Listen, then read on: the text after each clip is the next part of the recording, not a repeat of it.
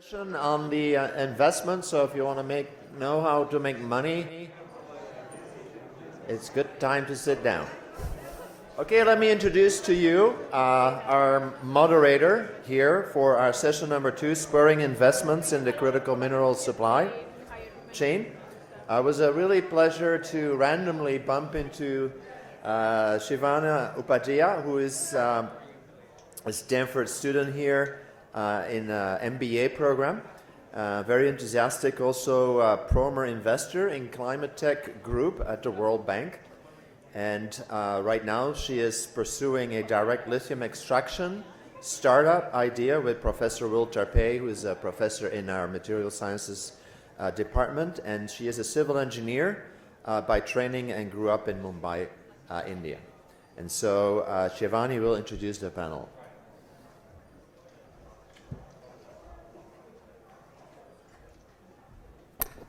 Hello, everyone, and everyone who's outside, who will hopefully come inside.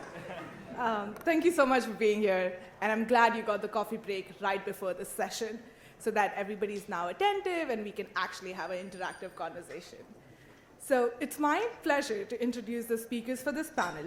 Connie Chan, who is a general partner at Andreessen Horowitz, who led the Series A investment into cobalt metals. She invested with A16Z for close to 13 years, and Connie previously worked with Hewlett Packard, Palm, and Elevation Partners. We also have Ryosuke Sasaki, who started his career as a corporate trader in Mitsubishi Corporation, one of Japan's largest conglomerate, and then joined the newly organized corporate venture team and battery mineral office. He has relocated to the Bay Area a year ago, so we are very glad to have him in this space.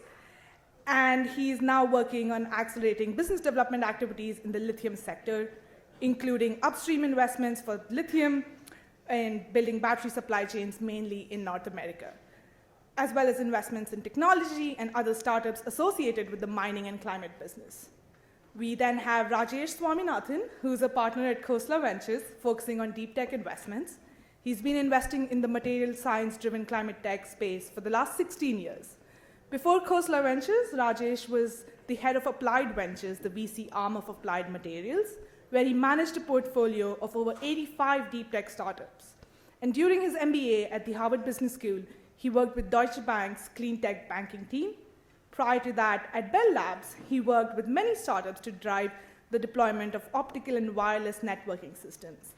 And he's an academic, from his academic background, he's a chemical engineer and material scientist. Francis MacDonald is an exploration geologist as well as an entrepreneur in the mining space. He co-founded a successful project generator, Neurland Minerals, in 2016 and has been involved in a number of discoveries of new mineral deposits. Currently, he's the CEO and founder of LIFT Power, a North America-focused lithium developer. Francis spent the earlier part of his career at Newmont Mining Corporation, doing early-stage exploration in North America and Africa. We are very glad to have the panelists who will now get up on stage because I didn't mention that earlier.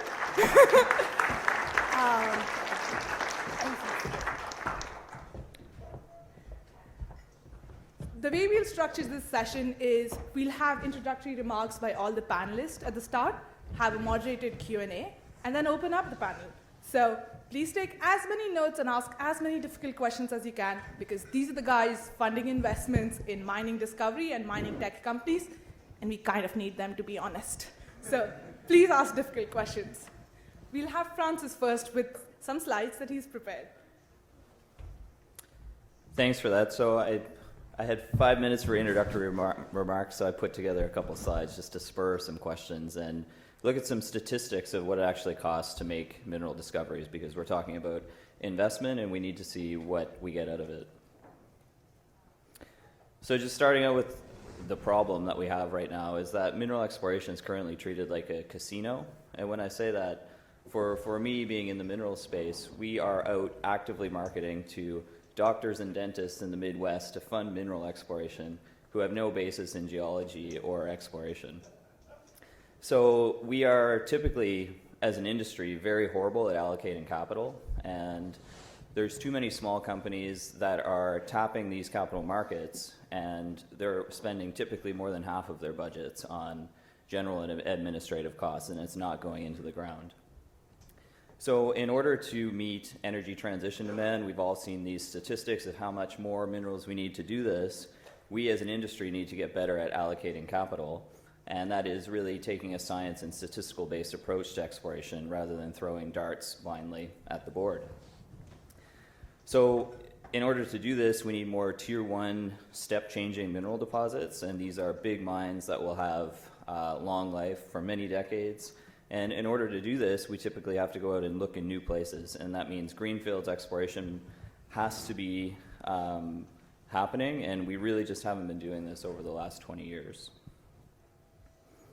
So just a couple of definitions. Greenfields exploration, this is based on a geological concept and not just exploring around a known deposit. And so typically this is about within further than 5 kilometers from a known deposit. And then brownfields exploration, this is what we say in the shadow of the head frame. So you can see a mine and we're exploring around that mine. And just to talk about tier 1, I'm just going to call it greater than $20 billion of metal value in the ground. So gold, about 10 million ounces of gold, copper, 2 million tons of copper. And then talking about tier 1 deposits, why are we looking for these? And the thing is these are opening up new search spaces. And so just a couple examples of this. The first, on the left-hand side, this is the Gulf of Mexico and offshore drilling. And so in the 1960s, we started opening up this new search space. And then over the next 40 years, it produced more and more and more. And so you go out and find the biggest deposits typically in the beginning, and then you have a new search space for the next decades.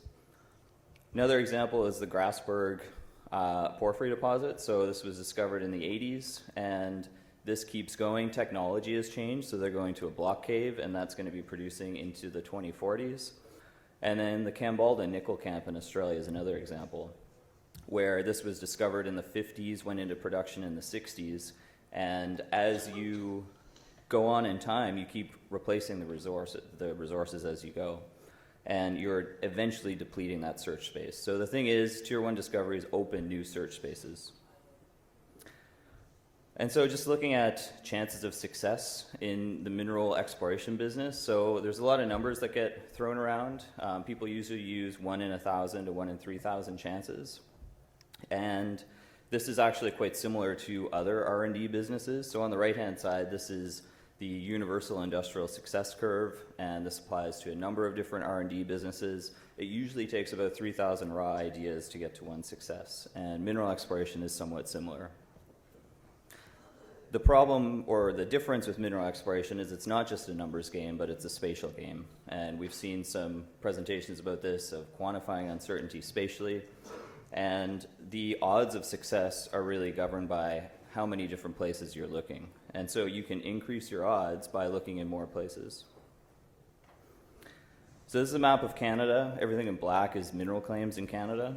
And there is about 76 million hectares of mineral claims, or 769,000 square kilometers. And if we just assume mineral claims are prospective area, someone staked those claims for a reason, then we can start just doing some real back-of-the-envelope math. In Canada, there's about 70 deposits that have over $20 billion metal value, and so that's about 1 million hectares per significant deposit. And that just gives you an idea of the order of magnitude of the amount of land you need to go out and explore. So 1 million hectares is about 10,000 square kilometers. And then looking at the cost of a discovery, so there's a lot of good data out there. Over the last 10 years, the industry has spent about $36 billion on greenfields exploration.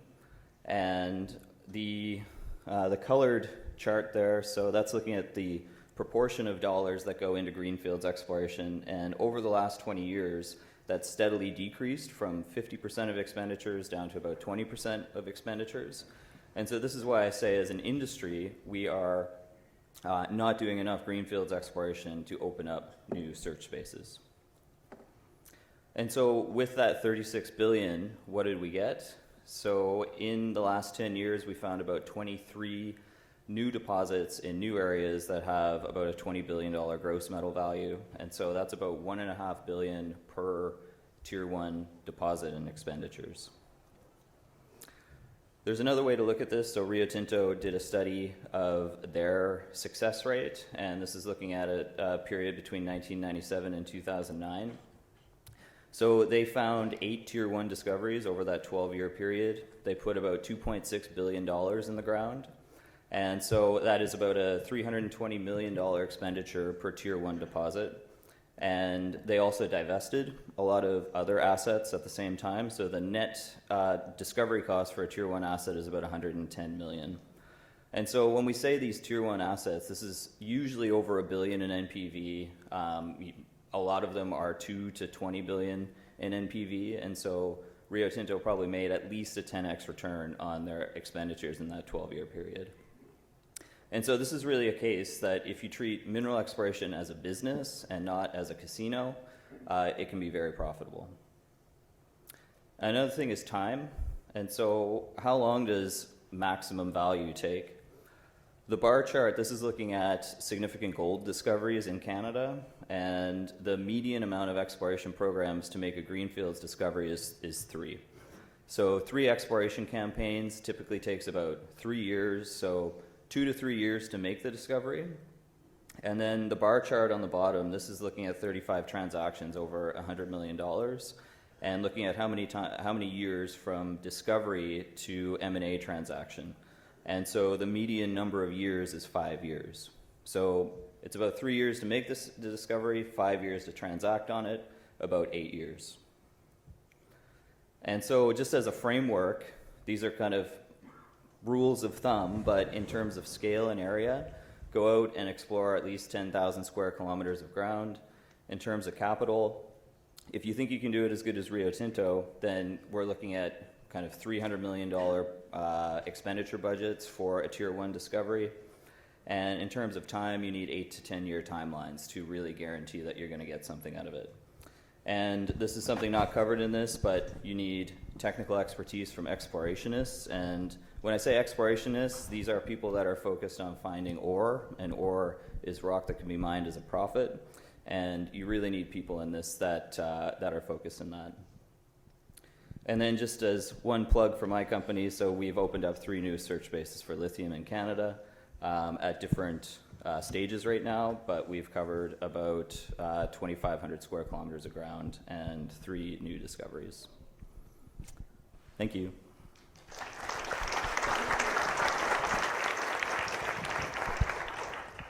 Thank you so much, Francis. That was really enlightening. Connie, would you love to give us some initial thoughts based on your experience of investing in this space? So I don't have slides, but I did bring a magazine. Last week, a bunch of mineral investors went along with Cobalt Metals to go to Zambia. And this is actually the in-flight magazine from the plane that I was sitting on. And Jeff, I'm going to give this to you afterwards because this magazine has an article that mentions Mineral X. And it says, in a presentation during the Stanford Mineral X Symposium held at Stanford University in June 2023, and it goes on to quote one of the panelists. But I bring this here because I think to me it represents 2 things. One, just how important mining is to a bunch of these countries, how important it will be to Zambia, Mangomba, to governments. But I also think it just shows how mainstream mineral mining has become. And when you think about investment, not hype, I don't want to use that word, but investment interest around new themes that are really exciting, I think mineral mining and critical minerals in general is starting to enter that cycle. 5-6 years ago, when we first invested in cobalt, you could barely find any articles on the topic in the Wall Street Journal, Financial Times, New York Times. You were lucky if you got maybe 1 to 2 articles a year. Probably from the Financial Times, they were a little bit further ahead in reporting, but it was very minimal coverage. And I don't know about you guys, but I feel like today I'm reading about this topic in mainstream media almost every week. Like literally every week I will find some article related to mining or copper or the Middle East interest in critical minerals or what China's doing. We just got tariffs on graphite and now it's entering mainstream press. And I think that just as an interesting reminder to us, because whenever you see mainstream press start to pick up on a topic, the investors usually are not very far behind. Hello, this is Ryosuke from Mitsubishi Corporation. I think it's a difficult name for you guys to pronounce my name, so call me Ryo. And I look after BD activity in lithium, like upstream investment, and also startup investment related to mineral resources and climate tech sector. And as you may know, the critical minerals like copper, lithium, nickel, those like element itself are very like it's not rare, but feasible resources quite limited. So when you take a look at the demand supply balance, it's gonna be a huge deficit, which is expected. So I believe that technology can play a big role to fill in the gap. So I'm a technology believer, and I look for a good technology. Thank you very much. Thank you. I'm with Khosla Ventures. We've been investing in climate-related, materials-related investments for the past 18 years. Just my own background, previously headed Applied Ventures, so I've always looked at materials-related investments for something like 16 years. And everything that we have done, whether it's things like solid-state batteries or steel or semiconductors or optical devices, there is enormous growth in terms of how many minerals are needed going forward. But also, as we think about AI coming in, there is also new materials being discovered to make the performances of these much, much better, much faster. So as I look at everything we have done in the investments in the past and how these things are progressing, discovering the materials much faster, the timelines that we have consistently known about discovering materials, bringing them out of the earth, putting it into the market is not going to work anymore. It's got to be driven by, technology, leadership. A lot of interesting companies here. We have a few of our companies as well. Cobalt, you talked about, those disruptive ideas are extremely needed to accelerate this much faster. And, as a fund, we're about a $15 billion assets under management. It's a $3 billion fund that we raised about 6 months ago. We have a seed fund. We have done some investments in the mining area with the seed fund. We can talk about it. It's a $500 million seed fund, so we can write $2 to $10 million checks.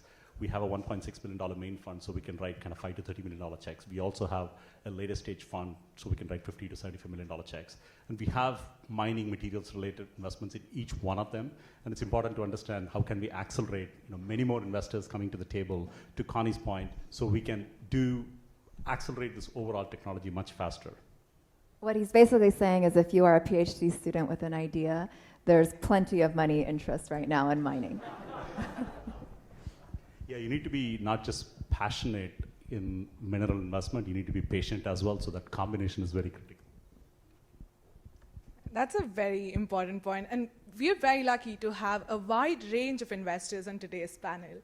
Everybody from a corporate venture team to a regular seed fund to a large American dynamism fund. I think one of the questions that I would have for the panel is, how do you think about timelines when you invest in mineral and mining tech companies and as they align with the timelines of the project itself? It almost takes 16 years from discovery to operationalizing of a mine, and that's not really the time horizon for funds. So how are you thinking about that when you invest in new companies in this space? Happy to take a stab.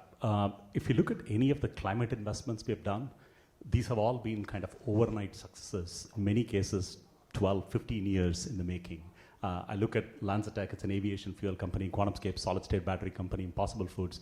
Many of them started in 2008, 2009. So that's what I mean by you need to be passionate and patient. Mining is no exception.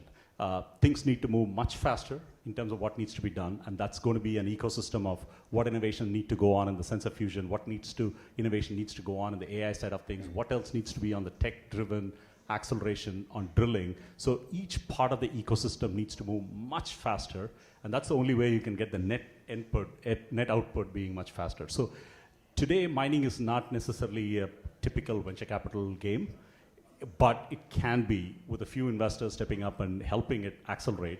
But the entrepreneurs, universities like Stanford need to help move this much faster, so more people can come in and accelerate. It's a chicken and egg situation, but a few people can make all the difference. I'll give a two-part answer. So first of all, there are so many companies that need to be built for the mining sector, and not all of them will need to own assets and do the actual exploration. There are so many other issues related to exploration or mining or evaluating the core even that has ample room for innovation. And that's, I think, the really exciting thing about mining is it is a fairly old industry and not many new startups have really jumped in the last couple of years. It's accelerating, but there's so much low-hanging fruit.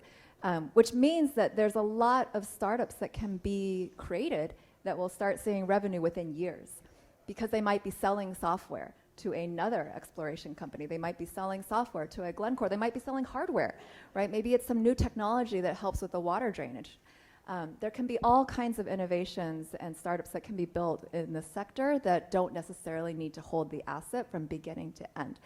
The second part is that a lot of these assets, you almost think of it as like building a house, right? You have to buy the land, but then you have to get the permits, then you have to get a developer, then you need an architect.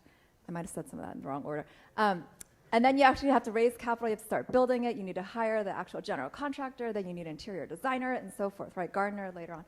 And similarly, I think for a lot of these assets, there are different milestones and checkpoints where ownership can change naturally. Right? So you have, for example, in real estate, you might have a plot of land, you have the right permits, you have the right architecture, you have everything ready to go, you just don't have the general contractor bringing the capital and actually construction hasn't started yet, but you can, at that point, sell that piece of land with all the IP on top of it for a lot more than you bought just the land itself, right? And so a lot of these assets naturally have these different checkpoints and milestones that could be natural places where ownership can change. Now, you might not want to sell it because you might want to own it all the way through to capture maximum value, but that's a decision that every investor can make. So I don't think that VCs or investors in general should be scared off by this asset class just due to that timeline because there are different checkpoints where they can get liquidity. So just on that point, I think, from selling assets in the mineral space, commodities are extremely volatile, and the thing is you don't want to sell at the bottom and you want to sell at the top. So there's a little more complexity because you're advancing the project, but you're also trying to time the commodity spaces as well. Just a quick show of hands. How many of you here are startups, just to get a sense? It's pretty healthy, very healthy. And how many of you are researchers thinking about going into a startup at some point? We'll keep Chatham House rules. That's helpful. And big companies? Okay, that's very healthy. So speaking of your question on the, and how many VCs? We got Very most few. of them on the panel. Very few, and that's not a bad thing. I was actually at the PDAC mining conference. Me and my colleague Ian, he's somewhere here. We were at the PDAC mining conference a few months ago. There was hardly any venture capitalists over there. So to speaking to Connie's point, there is a lot more coming up in terms of more articles and being written as to the disruption happening. That will certainly lead to more people coming into the investor segment. Oh, yeah. Very good discussion, and I think we're not the pure VC, and we're investor of the mining project as well. And as you pointed out, I think we can be very patient, and we can provide a patient capitals to each project. So I think its situation is a bit different, but I think a speed to production is very, very important. So I think technology could be an enabler to make it possible for like fast production. So this is one thing I expect for the technology. But as you pointed out, the change of owner is possible, but it's a bit like complex. Because of the volatility of the commodity price, and also how can I say? This is the if good house is on the sale, the competition is very, very intense these days, especially for copper mines, for lithium mines. It's not easy to get in without any premium. So yeah, this is one thing we need to consider.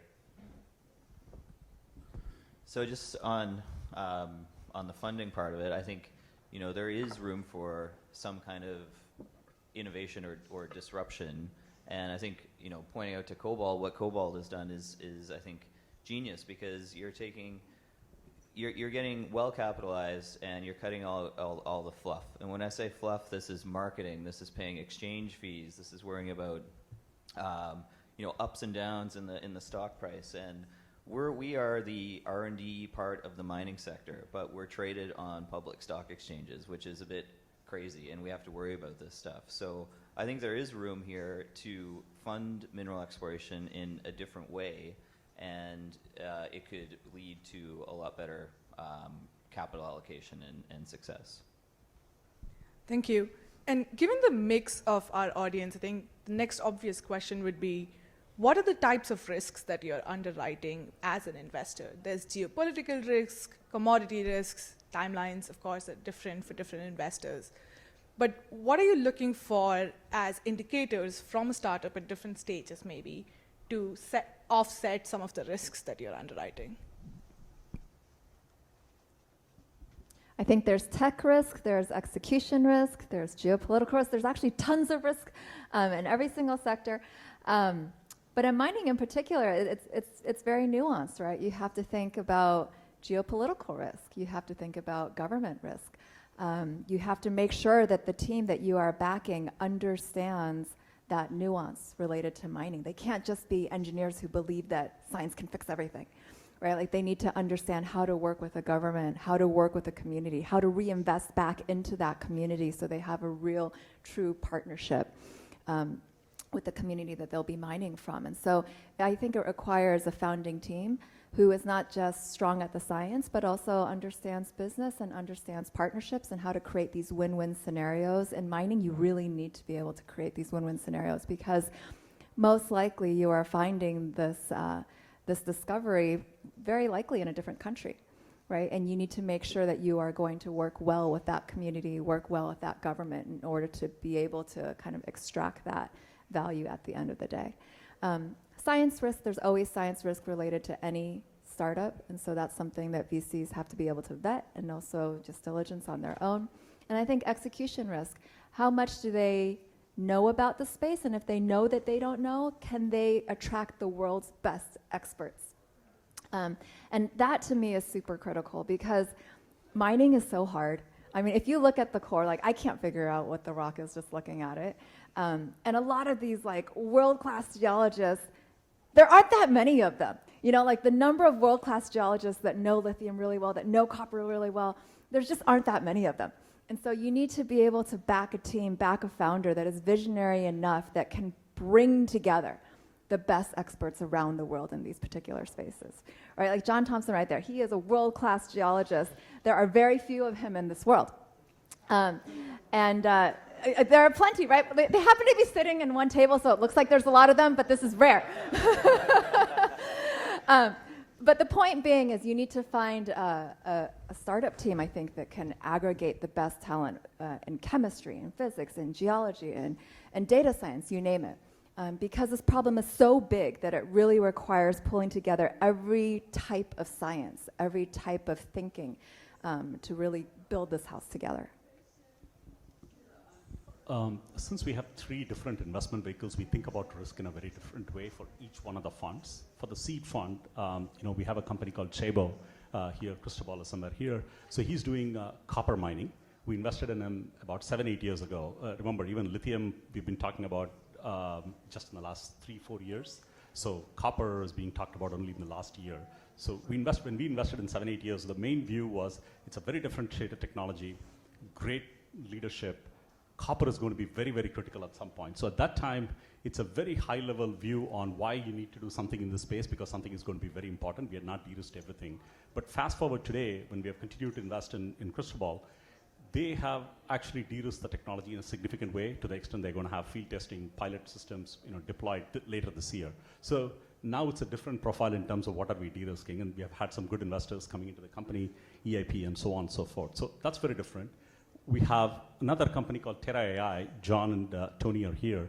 So they are looking at sensor fusion and how do you bring in the best AI models to make exploration, drilling, prospecting over a period of time much faster, much easier. So there, it's really looking at what the technology is, what AI can do to this, and how can we de-risk the most critical things over the next 1 year. And then you think about what are the kind of partnerships you need to have. We also invested in geological hydrogen. It's a little bit different, but in a company called Coloma. The risk profile that we think about there is very different. There, it's in terms of how much capacity do we know that absolutely exists, and then the risking that we look at it as, how do you extract it? So that's the next phase of, how do we think about overall de-risking. But everything that Connie mentioned in terms of the top topics, whether it's regulatory, people, all of that stuff, you need to think through all of them, and which one do you pick in which stage of the fund is a very instrumental thing. And if you're a startup, it's very helpful to think about, if you're talking to a seed fund, what do you emphasize on? If you're talking about a Series A, Series B investor, what do you emphasize on? At a later stage, it's a very different profile. Oh, and of course, you need to have a path or some vision of how you become profitable and make money. Sure. And I think this is important because you do hear some pitches for mining companies where they're pitching something where they're like, well, this mineral might exist here. It might be on the moon. It might be on something that's very difficult to justify investing money to extract it there when you can just extract it here, right? So I would think that the commercial viability of the startup is still very important too. I think, we have a question from the audience. Yes, please. If it's open for questions. Yes, it is always open for questions. Jim Caravala, Off-World. My company is building swarms of machine intelligent robots that undertake end-to-end underground mining and extraction. Now, the challenge that we've noticed with the big miners is that there is a gap in culture between the innovation front-end corporate and then the assets. The assets have no time to look at anything other than something that is either incrementally innovative or product ready. We believe with our robots that undertake energy touchless mining, we can bring the cost of mining down by 2 orders of magnitude. Now that kind of level of innovation is just very difficult to deploy at the assets. We've managed to do that with some platinum and copper assets. But how do you get over this challenge in the industry where the ability to uptake genuine innovation that really liberates the opportunities into that sector? I think that's a great question, especially when hardware is involved. I mean, with robots, the investor side of me is thinking that's very high capital expenditure, right? It's very expensive to build one of these robots. But I also can see how that can be not just more efficient, more cost efficient, but also safer in many ways, right? And you can be working around the clock. There are many benefits to using that kind of approach.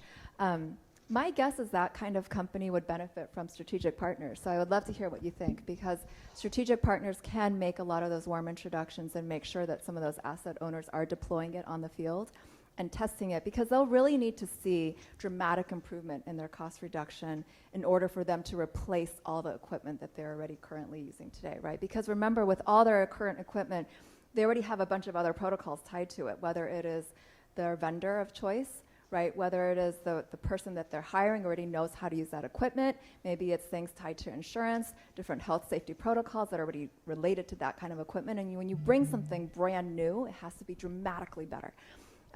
Which isn't to say that company that you're building can't deliver that, but I do think you'll need to get case studies inside some of these assets for them to believe it, to roll it out on a larger scale, and that's where a strategic investor or partner could be helpful. Yeah, thank you very much for your question, Connie. I think the mining company are very conservative. This is the cause of your problem, I think.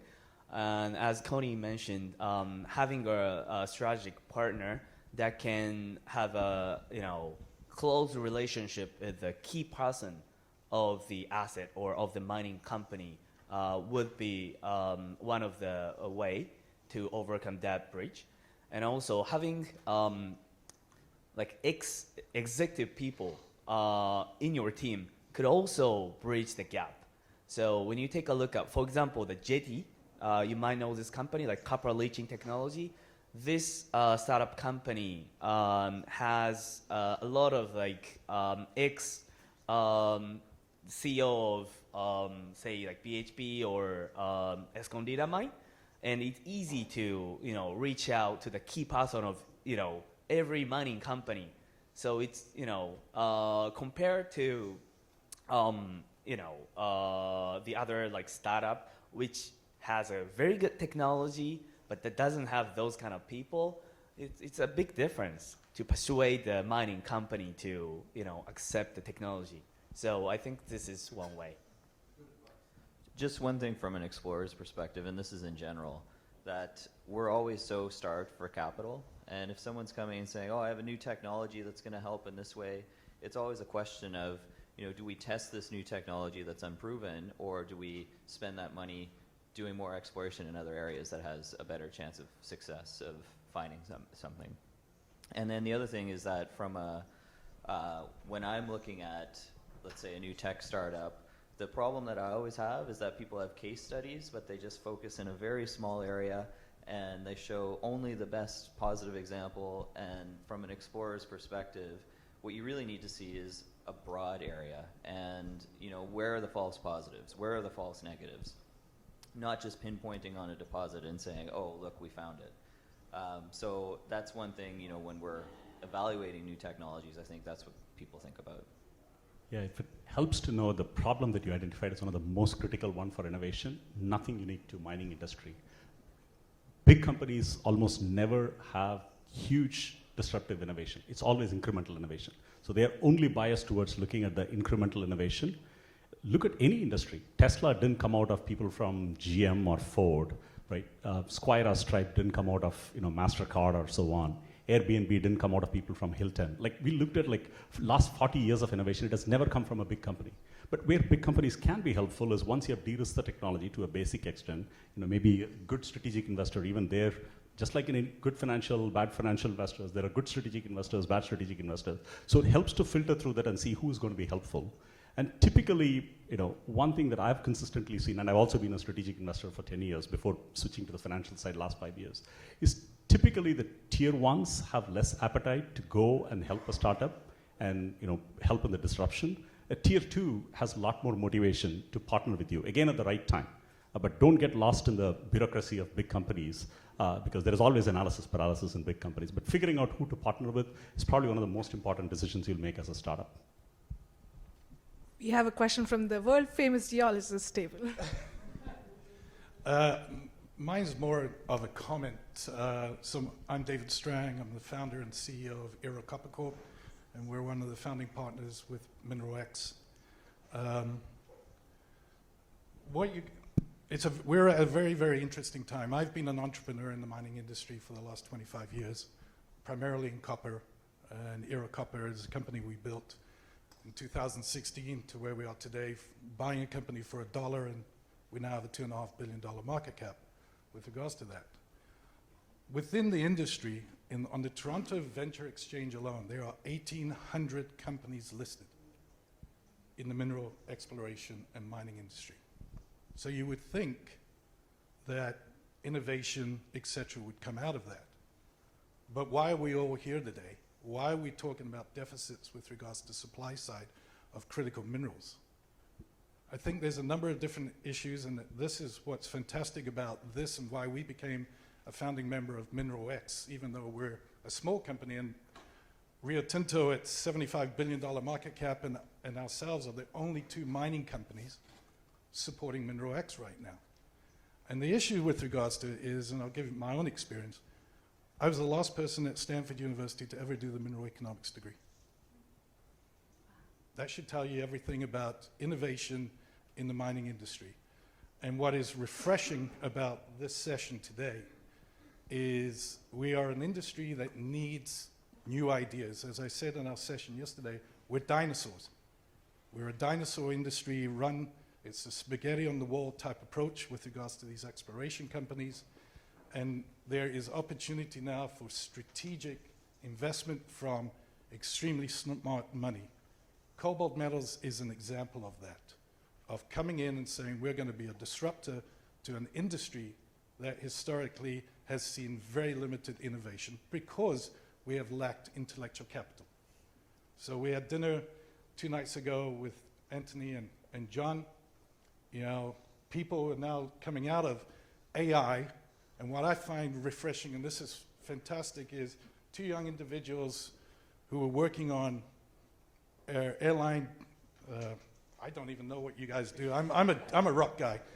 But looking at that and saying those industries are no longer intellectually interesting to us, that there is an industry here in mining and mineral exploration that we can now look at and bring technologies, new thinking to a industry that is one that needs it. And so I applaud all the investors up on people from Sand Hill Road who are now looking at our sector and saying there is opportunity to change things and to be disruptors. And so look forward to that journey with this, because certainly we need it and in the sector. And everyone can play a big role in this. I mean, like, again, the investors are all reading Wall Street Journal every day. So the more noise that the sector makes, the more noise that people in this room make about the problem, the very huge supply shortage that we're all going to face, around the geopolitical importance of this, the more that people are going to cover it. If you guys go on podcasts, if you guys speak to reporters, if you guys have more things like this Mineral X conference, I do think this topic will get more and more increasing coverage, and that's going to attract more capital as well. Just from like a investment side of it, I think like the big scale narratives are important. And in the 2000s, the build out of Chinese infrastructure was the narrative, and Australia was one of the places that really profited from this. Like the iron ore mines, we had Fortescue come out of nowhere, multi-billion-dollar company, and I think now energy transition is the narrative, and that's why we're all here, is looking for critical minerals. And so, but this is not just one country like China, this is global, and it's changing the energy system. So, you know, I think this is the time for VC funding to come in. I think it's a great time to be here. Yep. Questions from the audience? Hi, yes. There's been more and more debate around deep sea mining. It's becoming more and more of a heated discussion. John Oliver covered it in Last Week Tonight show last Sunday, and there's a lot of excitement around it for various reasons. There's also, it's been very problematic. I was wondering whether you as investors have been approached by the industry, and then what is the general spirit that you are sensing in your fora in terms of how you feel about this sector? Yeah, I mean, spent a lot of time looking at ocean mining, had very healthy debates internally, but we look at it as, look, by the time you develop a technology and get this regulation stuff, maybe it takes 5-10 years. But so who cares about how much pushback the industry has today? We'll all sort it out over a period of time. If it's a big enough market, if it's important enough, then we certainly will make a technology bet. And we've been talking to a couple of companies in that space. For us, the key is, can you really deploy technology to go down at the buoyancy level that you need to pick up the materials and come back? There are some big companies that are, you know, putting the entire system down and then collecting stuff. It affects the ocean bed and everything. And that's why I said there are debates anywhere in terms of, do you care if, you know, ocean environment gets affected? And there are some people say it's a big enough problem that you shouldn't care, or you should care. So the industry will sort it out. But technology investments have to be made in that space as well while we all figure it out. I think just a couple of days ago, there was a approval by the Norwegian government saying this is important, it needs to be done, and they have allocated some space where it's going to be done. So, but they still said it's going to take 10 years for regulatory overall approval and the kind of milestones that need to happen for it to happen. I've been approached by some deep sea mining companies, but I personally think there's so much to be explored and mined on land that I would rather go there versus underwater. I think underwater, there's just so many things we don't know yet. And quite frankly, I also think just from an ROI perspective, people forget that, you know, I think like a lot of the metals that we're talking about, they're rare, but they're not as rare as we would think. You know, it's like you can find copper, you can find lithium, you can find all these things. It's just that up until recent years, people weren't actively exploring for lithium. We had enough, right? But if you just apply some technology and know-how, you can find plenty of lithium on land versus having to go into the sea. And so I think part of it is just like a timing mismatch, that if more brains go into this space, you're just going to see more discoveries being made on land that might not have all the complexity that you might see in something like a deep sea mining. Yep, exactly same opinion as Connie. Japan is surrounded by ocean, and there's no big resource in Japan. So of course we take a look at the opportunity for deep sea mining. But I think considering the economics and potential environmental risk, I think there's resources in land. So we should prioritize the land first, and then study the potential possibility for deep sea mining in the future.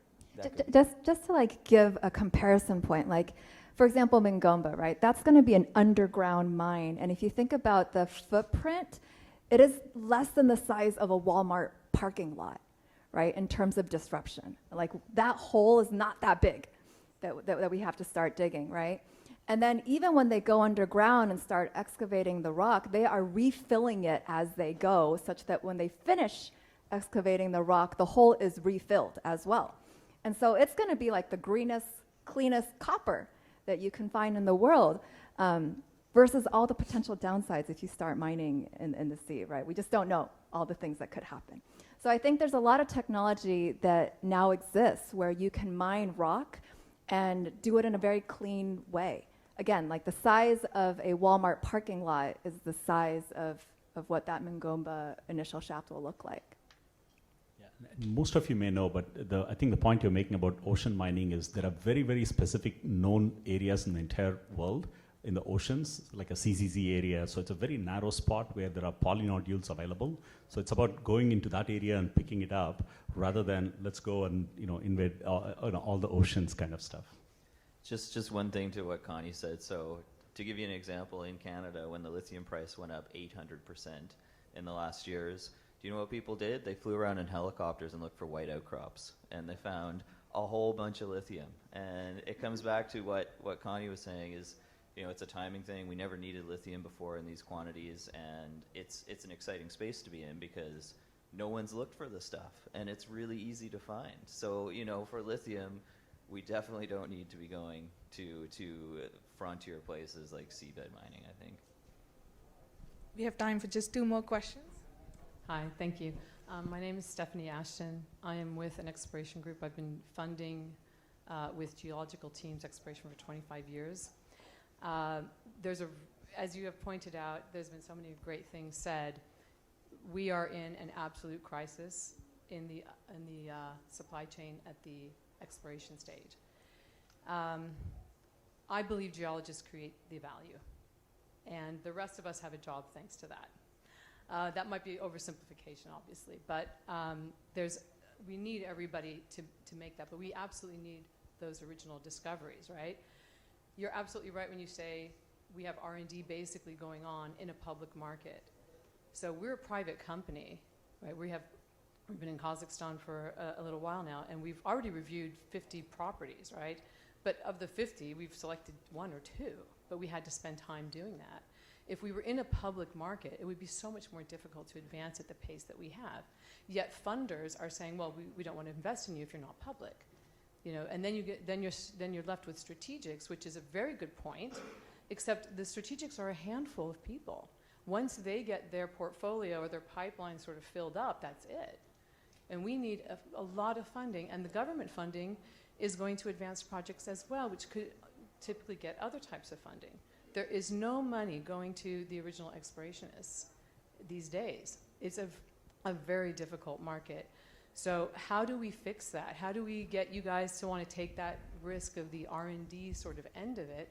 Obviously, the teams are super important, and you're right, I agree, the excellent exploration teams, because you can graduate as a geologist, but you still know nothing.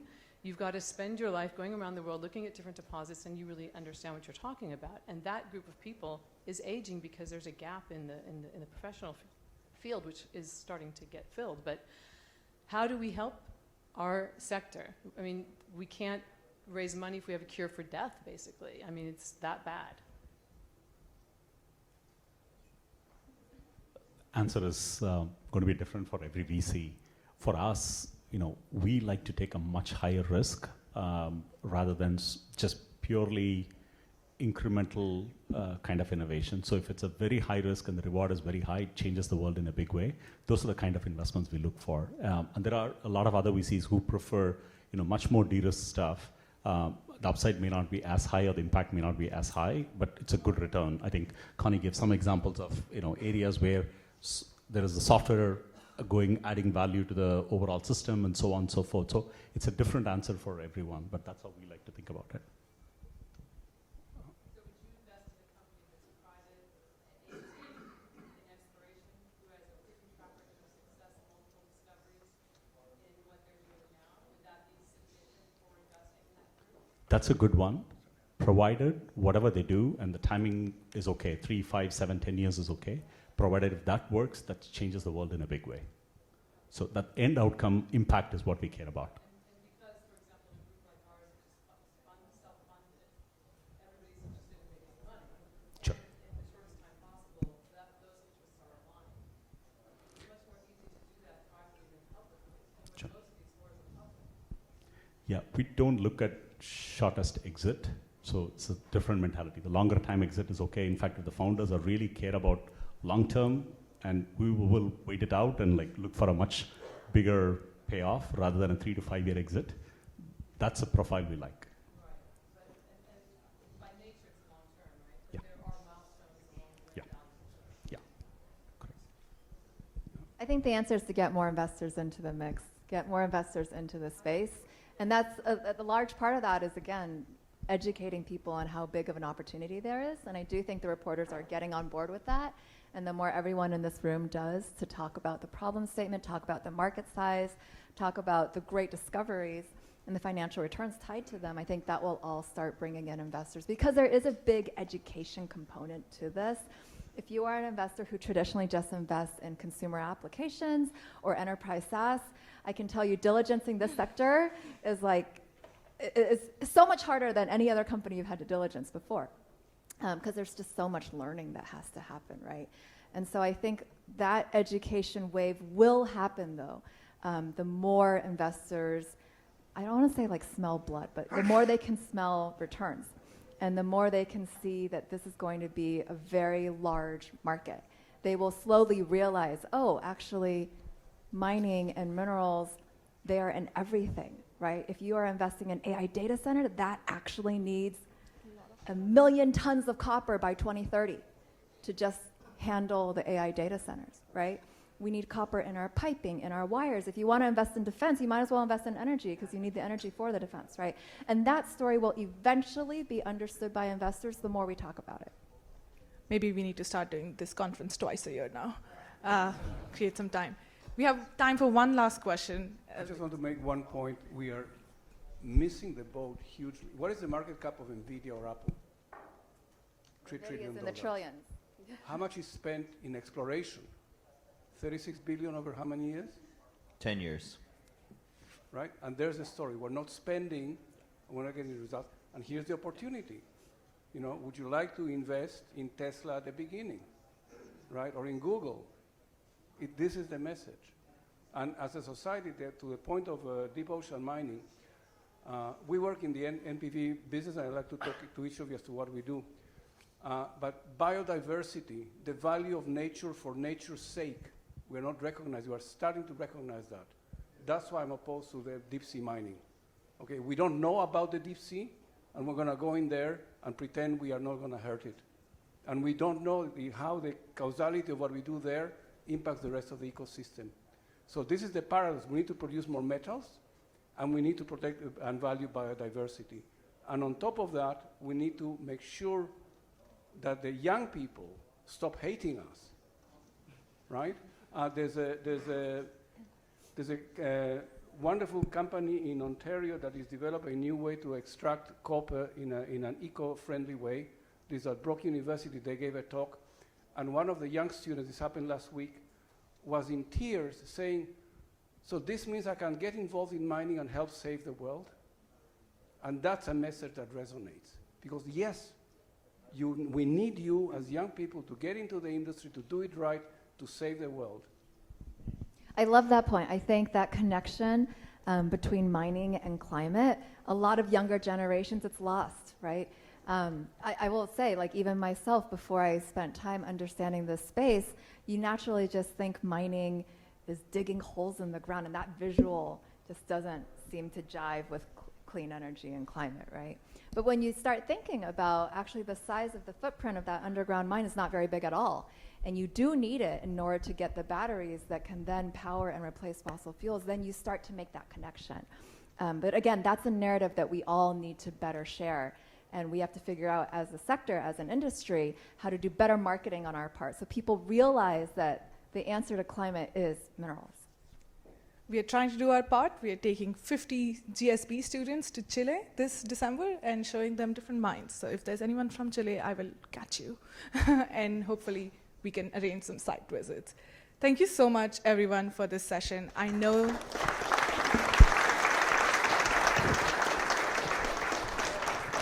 for any remaining questions, please find them. They're right here.